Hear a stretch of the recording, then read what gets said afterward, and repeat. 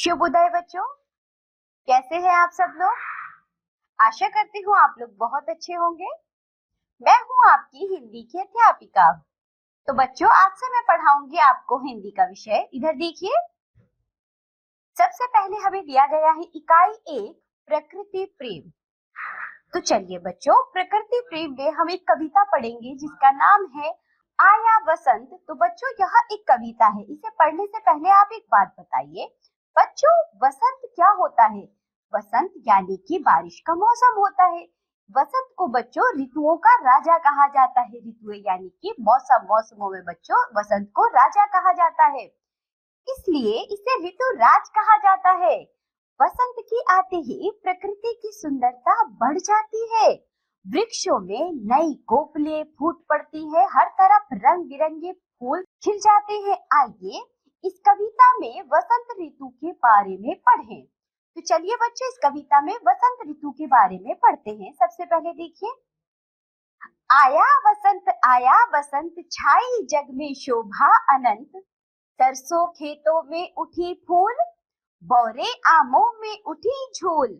बैलों में फूले नए फूल, पल में पतझड़ का हुआ अंत। आया वसंत छाई जग में शोभा अनंत। तो बच्चों, जब वसंत आता है यानी कि ऋतुओं के राजा आता है, ऋतुराज आता है, तो ऐसा लगता है कि पूरे जग में जो है शोभा छा जाती है। ऐसी शोभा जिसका कोई अंत नहीं होता है। सरसों खेतों में उठी फूल, जो सरसों होती है बच्चों, वो खेतों में झूम रही होती है, फूल जाती है, उसके फूल निकले होते हैं। पूरे खेत बच्चों बहुत सुंदर लगते हैं देखने में। बौरे आमों में उठी झूल, यानी कि बच्चों जो आम के पेड़ होते हैं, जब आम आने से पहले उनमें बच्चों एक फूल आता है जिसको बौरे कहा जाता है। बौरे आमों में उठी झूल, बेलों में फूले नए फूल। बसंत ऋतु में बच्चों सभी पेड़ों पौधों में, सभी बेलों में नए नए फूल आने लगते हैं और प्रकृति बहुत सुंदर लगती है। पल में पतझड़ का हुआ अंत, आया वसंत छाई जग में शोभा अनंत। बच्चों, वसंत से पहले जो पतझड़ आई थी उसका अंत हो जाता है वसंत आने में, और प्रकृति की चारों तरफ खुशियां ही खुशियां फैल जाती है।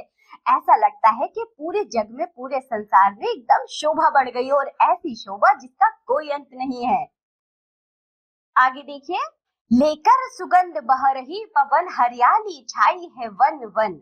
सुंदर लगता है घर आंगन, है आज मधुर सब दिग दिगंत।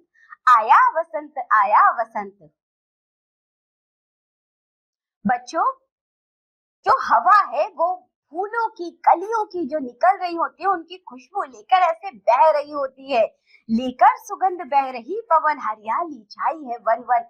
सारे जंगल होते हैं बच्चों, जो बगीचे होते हैं, सब में हरियाली छा जाती है, क्योंकि बच्चों प्रकृति बहुत शोभनीय हो जाती है। बसंत आता है तो सभी पेड़ पौधे के बच्चों नए नए पत्ते आते हैं, हरियाली छा जाती है चारों तरफ।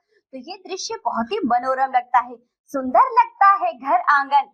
बच्चों, घर आंगन भी बहुत सुंदर लगता है। हमारे आंगनों में जो पेड़ पौधे लगे होते हैं, उससे हमारा घर भी बहुत शोभनीय लगता है आज मधुर सब दिग दिगंत, यानी कि बच्चों चारों तरफ इतनी सुंदरता बढ़ी हुई है, ऐसा लगता है दिशा का कोई अंत ही नहीं है। आया वसंत। जब वसंत का मौसम आता है तो चारों तरफ हरियाली और खुशहाली होती है। भौरे गाते हैं नया गान, कोकिला छेड़ती कुहू तान। है सब जीवों के सुखी प्राण, इस सुख का हो अब नहीं अंत। आया वसंत छाई जग में शोभा अनंत। बच्चों, वसंत जब आता है तो भौरे गाने लगते हैं, नए नए गीत गाते हैं। वह सब खुशी मना रहे होते हैं। जो कोयल होती है वह भी कुहू कुहू करके बच्चों अपनी मीठी वाणी से सबका मन हरती है। सब जीव ऐसा लगता है मानो सुखी हो। सब ऐसा लगता है बहुत ही खुश है। सभी के जो प्राण है बच्चों वह सुख से भर जाते हैं। इस सुख का हो अब नहीं अंत, यानी कि जब वसंत आता है, जो इतनी चारों तरफ खुशहाली होती है, इसको देखकर ऐसा लगता है इस खुशहाली का अब अंत नहीं होना चाहिए। आया वसंत छाई जग में शोभा अनंत। हमारा जो जग है, हमारा जो संसार है, इसमें जो शोभा है वो अनंत शोभा छाई हुई है। बस इस खुशहाली को देखकर ऐसा लगता है कि ये बसंत अब जाए ना। जब बसंत आता है तो बच्चों प्रकृति में परिवर्तन होता है और प्रकृति हमारी बहुत शोभनीय लगती है। आपकी जब बसंत आएगा ना तो आप लोग अच्छे से देखिए प्रकृति में बच्चों कितना परिवर्तन आता है, प्रकृति कितनी सुंदर लगती है। तो चलिए बच्चों, इसी के साथ ये पाठ होता है यहाँ समाप्त, जिसमें हमने पढ़ी एक प्यारी सी कविता बसंत आया बसंत बच्चों, जिसे ऋतुराज भी कहा जाता है, ऋतुओं का राजा कहा जाता है। अब हम मिलेंगे आपसे अगली कक्षा में, तब तक के लिए बाय बच्चों।